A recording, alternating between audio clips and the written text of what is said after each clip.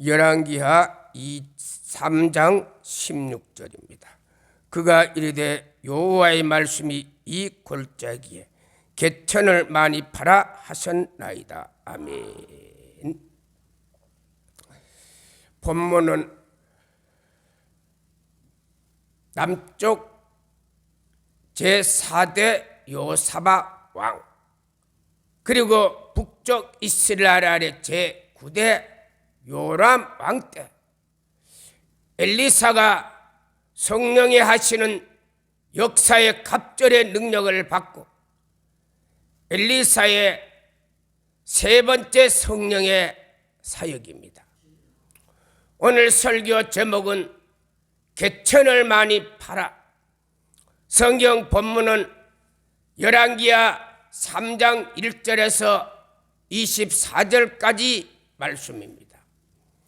성경 본문을 잠깐 상고해 보면은 5절에 아합이 죽은 이후에 모압이 이스라엘을 배반한 자라. 여기 아합 왕은 북쪽의 제7대 왕입니다. 그런데 여기 모압은 창세기 19장 37절에 보면 롯의 첫 번째 딸이 낳은 후손들을 그들이 살았던 지역은 오늘날 요르단의 남부 쪽에 살았습니다. 그래서 요르단의 가장 남부 쪽에 남쪽에는 페트라라 해서 세일산이라고도 합니다. 그 지역은 에돔 족속이 야곱의 형님이 그쪽 지역에 살았고요. 그 위에 보면은 모압 자손들, 롯의 첫 번째 딸의 후손들이 거기서 살았습니다. 그런데 이 모압 사람이 북쪽 이스라엘 누구의 지배를 받는 아합 왕의 지배를 받고 있었습니다. 그래서 아합 왕이 죽자 이 모압 왕 메사가 4절에 보면은 이제 이스라엘을 배반했습니다. 그래서 아합 왕 때 이 모압 사람들은요 1년에 종ong을 바치는데 4절에 보면은 어린 양 새끼 10만 마리 양털, 그리고 수양의 10만 마리 양털을 매년 북쪽 이스라엘 나라 아합 왕에게 종ong을 바쳤습니다. 그런데 이 아합 왕이 죽었습니다. 그리고 그 후에 아합의 아들 아시야가 이스라엘의 제8대 왕이 됐는데, 이는 성경에 보면은 통치 기간은 약 2년입니다만은 정확하게는 약 1년 이제 정도 통치했던 왕입니다. 열왕기하 1장 2절에 보면 그가 사마리아 다락 난간에 떨어져서 그가 그 병으로 인해서 통치한 지 약 1년 정도 통치하다가 그냥 죽게 되었습니다. 그래 그 다음에 제9대 왕이 누구냐? 요람이 왕이 되었습니다. 그런데 이때 이스라엘 백성들이요 이제 모압을 친민지로 삼았는데 모압 사람들이 배반을 해버렸습니다. 그래서 종ong 바치던 것들 종ong도 안 바칩니다. 그래 6절에 이 요람이 사마리아를 쭉 둘러봤습니다. 그리고 7절에 이 이스라엘 왕이 남쪽에 유다 왕 여호사밧에게 사신을 보냅니다. 모압이 우리를 배신했으니까 당신과 함께 모압을 치시겠습니까? 하니까 남쪽의 여호사밧 왕이 내 말이 당신의 말과 같고 그리고 내 백성이 당신의 백성이니까 함께 가겠다는 겁니다. 자, 이 여호사밧 왕은 남쪽의 제4대 왕입니다. 그런데 왜 이 남유다 여호사밧이 이런 말을 했는가 하면은 이 요사반 왕이 북쪽의 아합왕 제7대 왕입니다. 그래 이 7대 왕하고 아합하고 요사바 왕이 사돈입니다. 다시 말씀을 드리면 아합 왕의 딸 아달라를 이 요사바의 아들 요람에게 이제 시집 갔습니다. 그래 사돈간이기 때문에 이 남쪽 왕도 거부할 수가 없어서 그래 하겠다고 약속을 했습니다.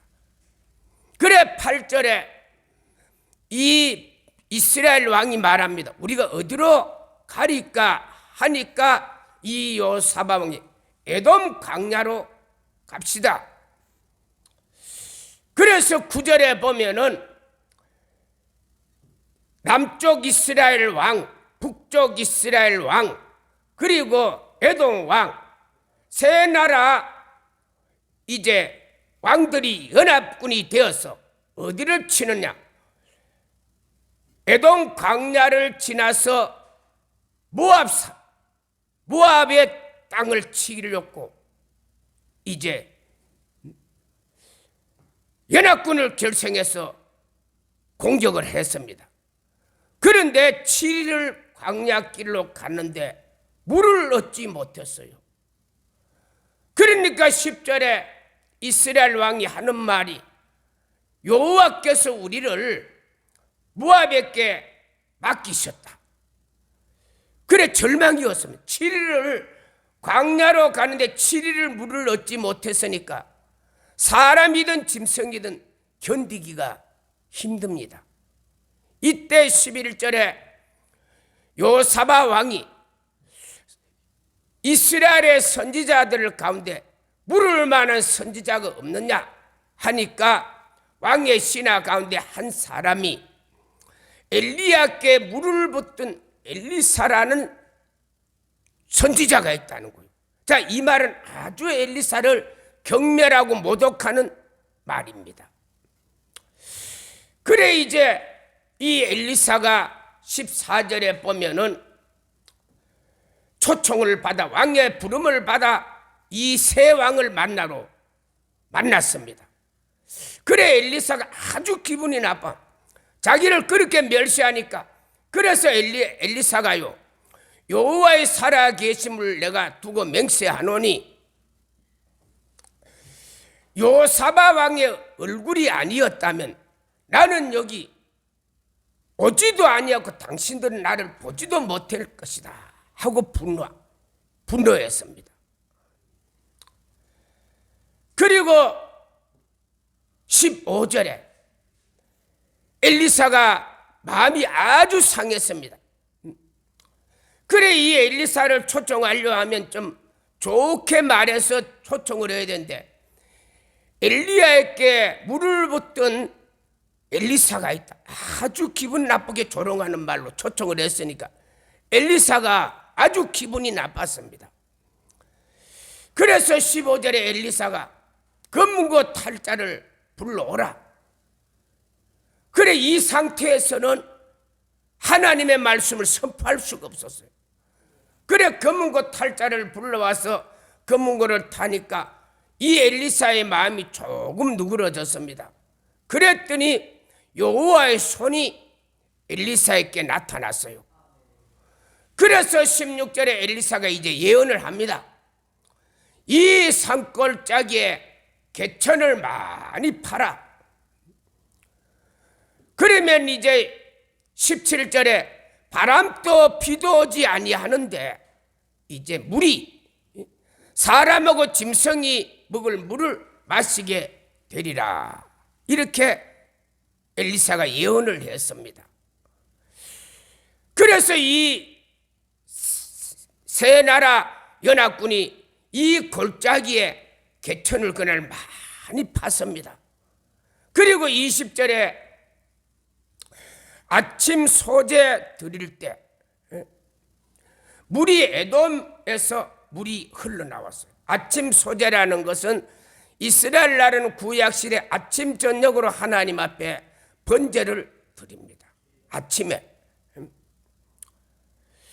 그래 번제를 드리고 이제 하나님 앞에 제사를 드리는데 21절에 보니까 이때 모압 사람들이 그 땅의 경계에 와서 기다리고 있었어요. 적이 쳐들어오니까. 그래 이제 기다리고 있었는데 22절에 보니까 해가 물이 비치는데요, 마치 물이 붉게 되어서 피와 같이 보였습니다. 그래 아침 이제 해가 뜰 때 전후였는데, 그때 이제 해가 붕 뜨는데 보니까 해는 붉지요. 붉은 해가, 특별히 아침에는요 해가 더 붉습니다. 이 붉은 해가 뚝 뜨는데, 붉은 해가 뜨는데 보니까요, 이 해가 붉기 때문에 이제 물에 반사되는데, 물에 반사되니까 물이 어떻게 해요? 해의 붉은 빛을 그대로 물에 쫙 비치게 됐습니다. 그랬더니 그 모압 사람이 그 땅의 경계에 있었는데 22절에 보니까 이건 피다. 그러면 우리가 노력하러 가자. 아니, 자기들이 그 땅은 너무나 잘 알고 있어요. 바로 경계 앞에서. 어제까지도 그쪽은 골짜기였습니다. 골짜기였는데, 그런데 그 골짜기에 물은 안 보이고, 물에 이제 해가, 물에 아침 해가, 붉은 해가 아침 해가 쭉 비치니까 물이요, 해가 물에 비치니까 다 골짜기가 붉게 물들었습니다. 그래 모압 사람들이 골짜기였는데, 지금까지 모압 사람은 그걸 보고 살아왔는데 그런 희한한 일이 벌어. 그래 모압 사람들이 생각하기를, 이거는 피다. 아니, 세 나라 연합군이 전쟁을 하러 왔는데 7일 동안 물을 얻지 못하니까, 그래 이제 사람들이 막 분열해서 사람들이 자기들끼리 싸워서 피가 그 골짜기에 여기저기 막 피가 묻혀서 벌겋게 보이니까, 야 이거는 그런 것이다. 그러면서 이 모압 사람들이요, 전쟁을 하려고 하는 것이 아니고 노랑물을 가지러 가자, 전쟁의 물자를 가지러 가려고 이 모압 사람들이 그냥 전쟁을 할 준비하러 온 것이 아니고 물건 가지러 이 사람들이 왔습니다. 그래 와서 공격을 하니까 보니까 세 나라 연합군이 싸워서 피가 흘려진 게 아니고, 와서 보니까 골짜기에 물이 흐르는데, 그런데 그 물이 하늘의 해가, 아침 해가, 붉은 해를 받아서 그 골짜기 물에 반사돼서 피와 같이 보이는. 그래서 이 모압 사람들이요, 거기서 다 멸망을 하게 된 엘리사 사역의 세 번째 사건입니다. 그런데 하나님이 왜 물을 피가 되는 이런 반사의 역사를 하나님이 하게 하셨던가? 이거는 십자가 사건의 예표입니다. 자, 이 말은 엘리사란 하나님의 종은 어떤 신은 십자가 중심의 신앙생활이다.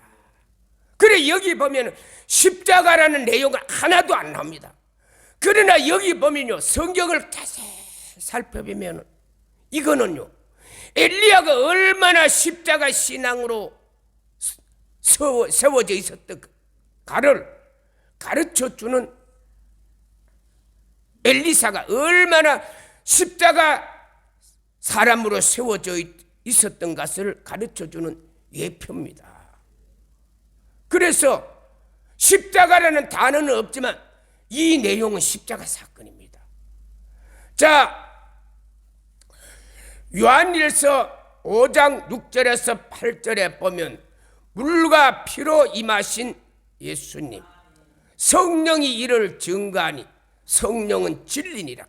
진리의 성령이요 물과 피로 임하신 예수를 증거해요. 7절에 보면 이 셋은 하나니, 8절에 성령과 물과 피는 하나니라. 이 예수님의 십자가 사건을 이야기해요. 성령, 물, 피, 이게 십자가 사건이다니까요. 그래서 이 내용을 자세하게 기록한 것이 요한복음 19장 31절에서 34절입니다. 요한복음 19장 31절에 유대인들이 이제 안식일은 큰 날이라. 그래 이 유대인들이 본디오 빌라도를 찾아가서 십자가에 못 박힌 사람들을 끌어내려 달라. 그래 안식일이기 때문에 그들이 다리를 꺾어서 끌어내려 달라는 거예요. 그래 이 말을 듣고 빌라도가 군인을 시켜서 32절에 보니까 첫째 사람, 둘째 사람 다리를 꺾어서 십자가에 내렸습니다. 그리고 33절에 예수님은 벌써 죽었기 때문에 다리를 꺾을 필요가 없어요. 사람이 죽었기 때문에. 그래서 34절에 보니까 한 군인이 창을 가지고 옆구리를 찌르니까 예수님의 옆구리에 뭐가 나요? 물이 쏟아져, 피가 쏟아져. 그래서 이 말은 무슨 말이냐 하면은 신명기 21장 22절에서 23절에 보면 유대인들은요, 하나님이 죄로 십자가에 죽은 사람은 해가 지도록 달아두지 말고 그 시체를 내려라는 거예요. 그러면은 땅이 더럽히지 아니한다. 그래 유대인들은 십자가에 죽은 사람을 시체를 밤새도록 안 둡니다. 만약에 밤새도록 두게 되면은 이스라엘 땅이 더럽혀지기 때문에 그 시체를 해가 지기 전에 끌어내리는 거예요. 그래 이 말씀에 의해서 예수님과 함께 십자가에 못 박혔을 때 몇 사람 예수님과 우편 강도 좌편 강도 같이 못을 박혔어요. 자, 이 예수님은요 그 십자가에 못 박히기 전에 매를 맞고 가시 멸류관을 씌우고, 그래서 예수님은 기진맥진해서 예수님은 제 3시에 못을 박혀서 제 9시에 이제 예수님 6시간 만에 예수님은 운명을 했어요. 그런데 좌편 우편 강도는요 그냥 십자가에 바로 못 박혔기 때문에 사람이 6시간 만에 안 죽었어요. 그래서 안 죽은 사람을 안식일날 그냥 둘 수 없기 때문에 다리를 억지로 꺾어서 그 사람들을 내려서 이제 장례 지냈고, 예수님은 이제 운명하셨기 다리를 안 꺾고 십자가에 내려서 장례를 했다. 이때 보니까 물과 피를 얘기하고, 이게 바로 십자가 사건입니다. 그래서 엘리사가 개천에서 물과 피를 이야기, 물이 왜 피로 사람들에게 보였을까? 이거 십자가 사건입니다. 그래서 엘리사는요 그 자신이 십자가의 능력으로 늘 충만했고, 그리고 이 엘리사는 이 모든 어려움을 이기기 위해서는 뭐를? 십자가가 충만해야 된다. 그걸 이스라엘 백성들에게, 그리고 유다 백성에게, 에돔 왕에게 그걸 가르치고 군사들에게 가르친 거예요.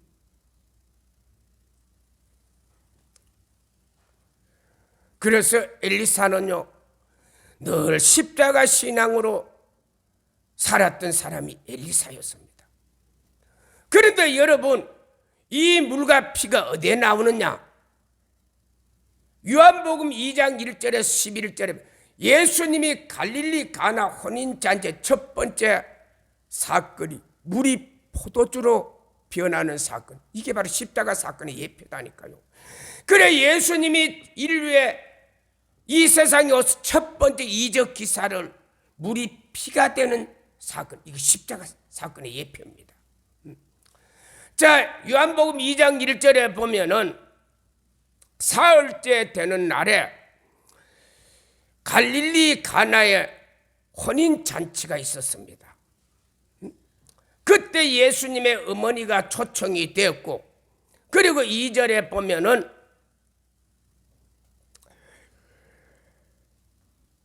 예수님과 제자들도 함께 초청을 받았습니다.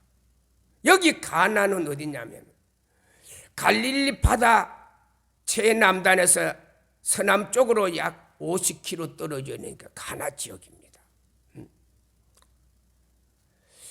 그런데 3절에 보니까 사흘째 되는 날 포도주가 떨어졌어요.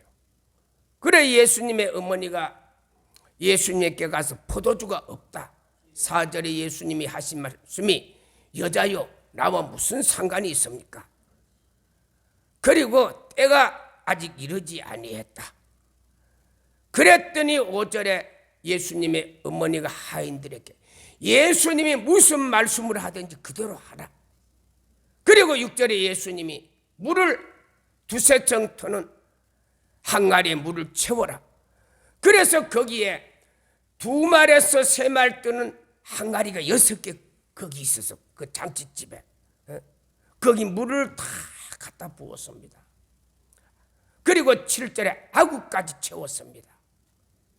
그리고 8절에 예수님이 이제 그 물을 떠다 하객들에게 갖다 주라. 9절에 연회장은 물이 포도주로 된 것을 알지 못했어요. 그러나 물 떠온 하인들은 알더라. 10절에 하객들은요, 사람들은요, 처음에는 좋은 것을 내다가 사람이 취한 후에는 나쁜 것을 내는데 지금까지 좋은 것만 낸다는 거예요. 막 잔치집에 포도주 맛있다고 칭찬을 하는데, 그런데 11절에 보니까 예수께서 첫 번째 이적을 행하사 영광을 나타내십니다. 제자들이 이를 믿더라. 여기 보세요. 예수님이 첫 번째 이적 사건은 물이 포도주 사건, 이게 십자가 사건의 예표다니까요. 그래 사람들은 물로 포도주 된 이 사건에 대해 사람들은 십자가 사건의 예표라는 것을요, 거의 많은 사람들이 그렇게 설교하는 걸 제가 별로 못 들어봤습니다. 들어본 적이 없는 것 같아요, 지금까지.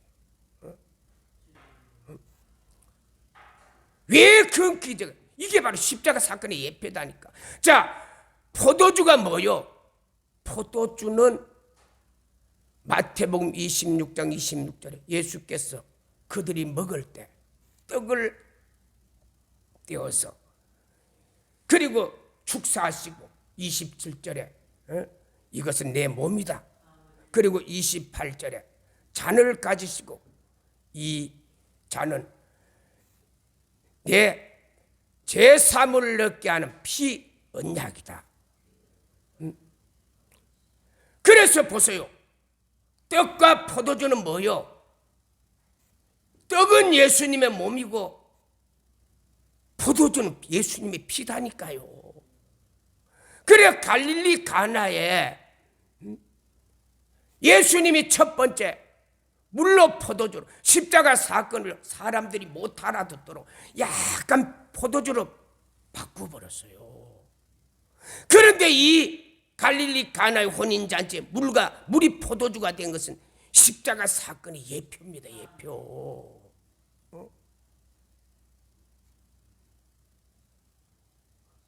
그래서 예수님이 이 땅에 온 그 목적이 뭐냐? 십자가 사건을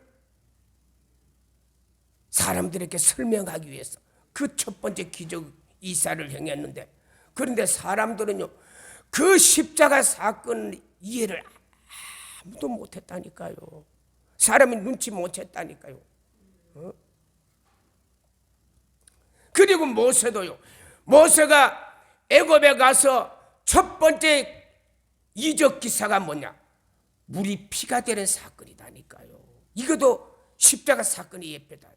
모세가 얼마나 십자가 예수로 충만해 있었던가를 그걸 증거하는 말씀이다니까요. 출애굽기 7장 17절에 하나님이 모세에게 모세야 내 손에 있는 그 지팡이를 가지고 나일강을 치라. 그러면 물이 피로 변하리라. 그래 18절에 모세가 나일강을 지팡이 가지고 물을 치니까 피가 되어서 버렸습니다. 그래서 고기가 죽고 악취가 나고 사람들이 물 마시기를 거절했다. 그러면서 19절에 보면요, 애굽의 모든 물이 있느냐 다 피로 변했어요. 그래 이 사건이 십자가 사건의 예표다니까. 그런데 이걸 사람들이요 거의 눈치를 못 채는 거예요. 그래서 성경은 신명기 29장 29절 감추어진 것은 하나님의 것이나 나타난 일은 우리에게 주신 것이라. 이는 율법을 행하게 하라 하십니다. 그래 하나님이요 인류 역사의 십자가 사건이 인류를 구원하는 구원의 방법입니다. 이 구원의 방법을 하나님은요 직설적으로 십자가 사건, 하나님 아들 예수님의 십자가 이 사건을 그냥 사람들이 누구나 이해할 수 있도록 하나님이 우리에게 계시한 게 아니고 사람들이 이해할 수 없도록 감추어서 이 사람에게는 이런 모습으로 저 사람은 저런 사람으로 결국 성경에 물과 피를 얘기할 때는 이거는 하나님이 뭘 이야기하려고 십자가 사건을 이야기하려고.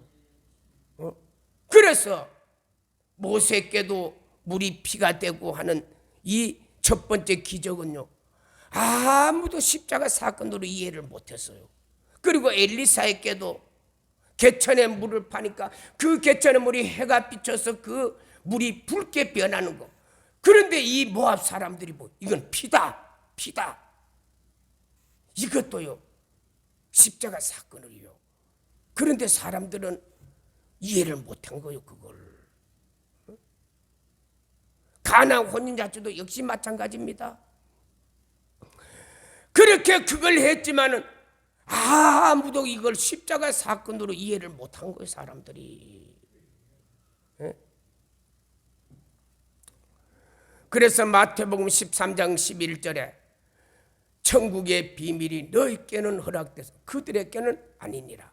그래 천국의 이 비밀이 누구나 다 아는 것 아니에요.